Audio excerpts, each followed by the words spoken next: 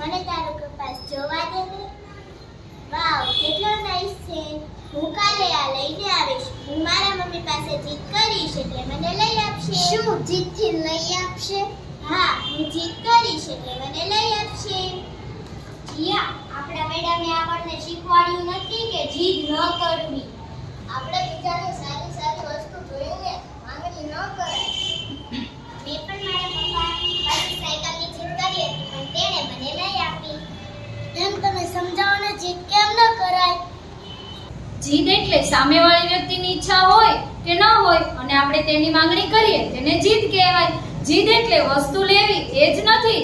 પેલાની પાસે compass box છે તે મારે જોઈએ છે, પેલાની પાસે પાણીની બોટલ છે તે મારે જોઈએ છે અને મારે તે લેવી જ છે. આપણે આવી જીદ કરીએ. આપણા માતા પિતાની કેપેસિટી હોય કે ન હોય તે આપણને બધી જ વસ્તુ લઈ આપે છે, પછી ભલે ને તે પોસિબલ હોય કે ન પણ હોય. જીદ કરવાથી આપણો સ્વભાવ ચીડિયો બની જાય છે. તો શું જીદ કરવી યોગ્ય ગણાય? જીદ કરવાથી આપણે જે વસ્તુ લીધી છે તે આપણને લાંબા સમય સુધી આનંદ આપી શકતી નથી. તો મેડમ આ લોકોએ અત્યાર સુધીમાં કેટલી બધી જીદ કરી હશે, એના માટે શું આપણે કરવું? એના માટે શું કરવાનું?